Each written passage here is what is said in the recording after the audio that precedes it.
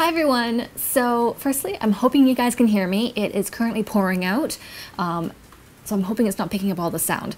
Second, I was going to make recipes today. Problem is that every time I move into a new house, I have to reset my lighting every single time. So not last rental before. I did do a video on how I set up my lighting, and I'm kind of doing something similar, but this time I'm actually, oh hello, this time I'm going to show you guys how to make your own studio lights. So when I first started with my lighting, I actually had professional lighting from back at uni. So I had these Elinchrom, they're really worn out now, but Elinchrom D-Light 4s. So I had two of these. So they had the modeling light and also the flash tube. And I had a softbox and a diffuser and so on. So I did have that. It is great. Unfortunately, after, what is it now, 10, 12 years, my lights, like the fuses or whatever inside of them, finally broke. So these are the other lights I had used. So in the South Perth place, you would have seen these. These are the ones I sort of use this with my professional lights. But these ones you need definitely a diffuser because the shadows are really, really harsh. I also needed to use, where are they? This stuff.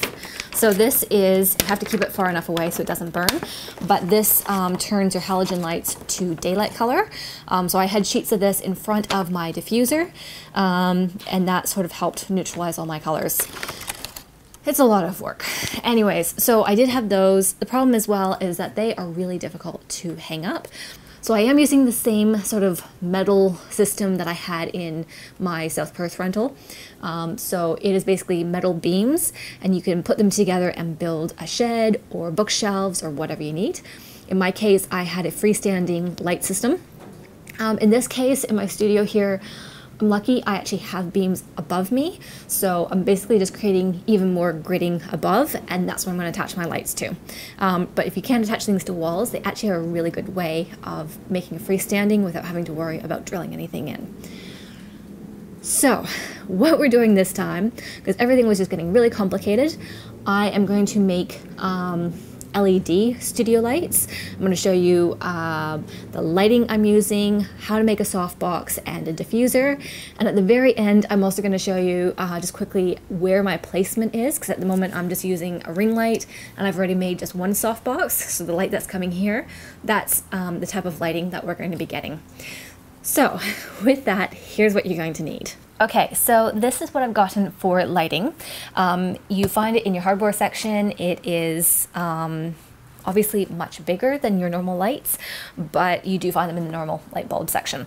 So the one I've gotten is a Philips. It's a 23-watt LED. Here are the main things you are looking at. So 3000 lumen was as bright as I could get. So from my understanding, I think a normal light bulb is, what was it, 1,500 lumens, something like that. So it's half of that. So these are super bright, fortunately. The other thing I'm looking at is I've gotten a cool daylight. So basically it means that I don't have to worry about that yellow color. I don't have to worry about putting those blue filters in front of it. So I can just turn these on and this is it. As you can see, for an example, this is the color that's coming through. It also shows you color temperature. So in my case, I'm making sure that all my colors are matching. I know you can get like a warm white, you can get like a warm sunlight. In my case, it is 6,500 Kelvin, which is cool daylight. So that's what you're going to want to look for. The other thing you're going to need is, in my case, I bought a single plug-in floodlight. So the one I've got right here, it has a clamp. I'm trying to hold my mic while I'm doing this. Here we go. It's got an adjustable head so I can move it as I need to, but still keep it in the same place. And the main thing as well is it's a plug-in. A lot of floodlights, if you buy them at the hardware store, you also need to get an electrician to install them. And what we want is something that you can just move around. Because what we're going to do, it's all right, is take out this light and replace it with these bulbs. So these lights, the reason why we are actually replacing the bulb and just not using the same bulb is a few reasons. First, it's 150 watts, so it's a lot of electricity for one light. As a comparison, these LED lights are only 23 watts, and yet they are even brighter than these ones are. So in lumens, this is only 1,100 lumens comparison to 3,000. So the amount of light that's giving out the brightness, it's not as much. So 150 watts, a lot of electricity, but it's also really hot. So you have to be a whole lot more careful if you are using these lights. Again, they're like the work lights. They are really hot. You have to be careful on how close you put your diffusers. And also color-wise. So these are like really yellow. So you also are going to have to buy filters. So it's a lot of work for these lights. So basically we are just using the base because the halogen, because that's what it is, can be replaced with LED. So that's the big light bulb. Now, the problem I did have with this one, and not everyone's going to have this problem, but because it's so wide up here, when I actually go to put it in, it actually can't twist all the way through.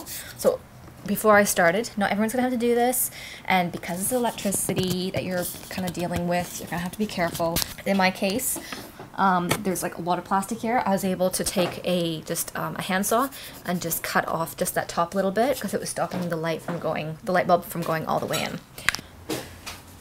Okay, so as you can see, we've just cut that off, and it's just going to give it a bit more room. So I'm just going to pop that in.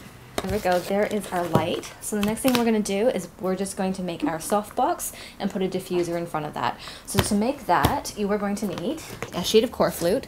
So the one I've got is 900 millimeters by 600 millimeters by 3 millimeters thick. So that is enough to make your softbox, like the frame of it. Then for your diffuser, you're going to take core flute as well, but this one, and I don't think you can quite see it, but it's sort of semi-transparent. So when the light shines through, it just softens it, and it just keeps any harsh shadows. So when I'm working, you aren't going to see heavy lines. So the board I got was 1 meter by 1.2 meters, and that was enough to make 3 diffusers. So I've got 2 square ones, and then I've also got more of a rectangular one that I'm going to use at the back. Alright, so what I've got, I'm actually going to use my softbox, but I will try to create some sort of template and just pop it up online for you. So what I'm going to do is I'm just going to trace this using a Sharpie pen and make sure I've got 4 points, and then I'm just going to cut that out. So we'll start with that.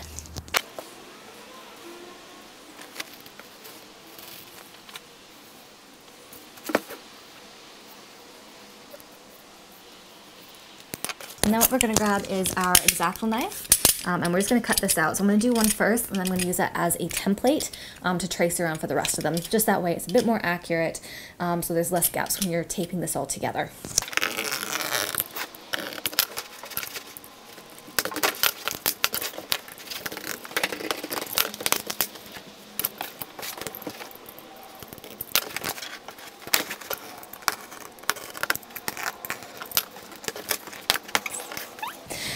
And to make this fit, hopefully you guys can see this. So I've cut it from this angle. I'm going to flip it, and that way I am making the most of the space. Long side, flip it, I'll draw, and then I'll be able to repeat. There's enough on this side as well.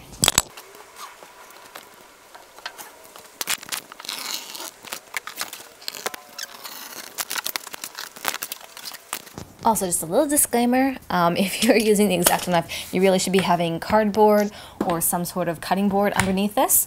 Otherwise, you are going to damage your table. I've already got the cut marks, but that's okay. That's what this table is here for.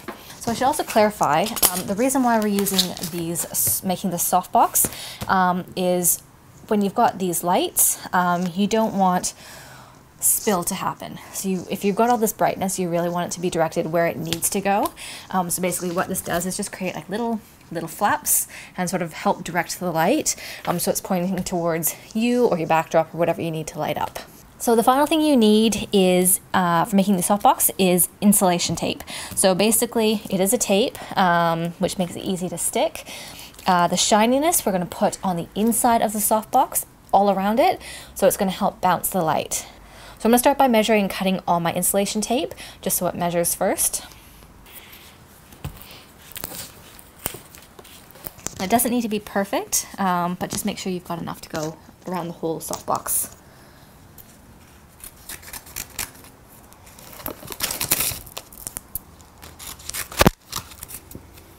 Got all my pieces cut, so I'm just going to quickly, first I'm going to stick all my edges.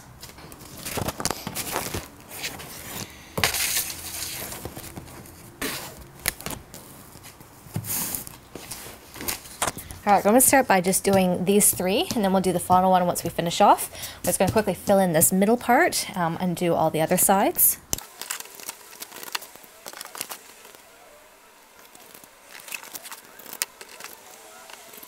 All right, so what this ends up looking like, so I've put the final piece on, so it's all attached.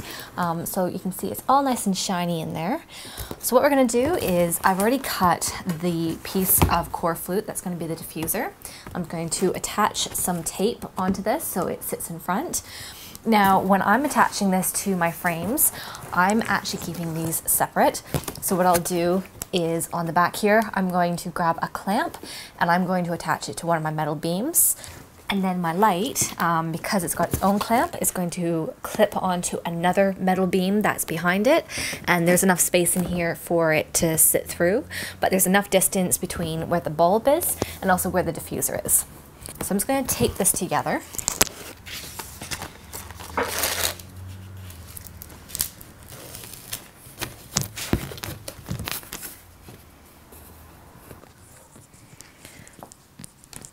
All right, so I'm hoping you guys can see this. You can see there's lights in there. So you have a little peek in there. So that's how much space I've got in between. And it's all completely reflecting out. So as you can see, that's how it's attached. So I've got the light clamped on to this, sorry, it's a little awkward up here, metal frame. And this whole frame is completely connected all the way across. Okay, so totally pitch black. As you can see, it's like 9 o'clock at night, so there's nothing going on. All right, I'll step in front of the camera so you can see. So that right there is the light just to my side right there. Then we're going to turn on, so that's that light on. Now I've just turned on this one, so you can see it's kind of making a nice balanced light. But as you can see, my background's really dark, so I've created another one here. And basically what it does is it just bounces, and what it's supposed to do, from what I've been told, it separates me and the backdrop. There we go. How's that? Backdrop's looking really bright. So there's a few other things we might do, because I'm actually looking a little, I don't know, maybe a bit dark here. So there we go. So we have 1, 2, 3, and then 4 studio lights. Just to quickly cover off just how much this sort of has cost. Look, in comparison as well, the Elinchrom lights, so 2 of those at the moment I think I can get for about $1,000 for a 2 set. If you are in the States as well, you can probably jump on Amazon and find something that works just as well. Being here in Australia, it's a whole lot tougher, and also by the time you start buying things, the pricing starts just shooting up. So sometimes this is why it's better just to make your own. So the light bulb cost me $25 from Bunnings. The floodlight, that was on sale for 10 bucks, they're normally 15. A whole roll of the insulation tape was $11. The core flute, how much was that? That was $5. That was like for the actual softbox edging. The diffusing core flute, so the translucent sort of one, that was $10, and I got 3 of those, 3 diffusers out of that. Anyways, I hope you guys have enjoyed this. If you have any questions, flick them through and I'll try to answer them. You might see these lights start to shift around. I might tweak them a little bit more once I can actually go back, watch some footage, and see how well the lighting is hitting my face. I'll tweak as we go. Anyways, with that, I hope you enjoy that, and I will see you guys in the next video.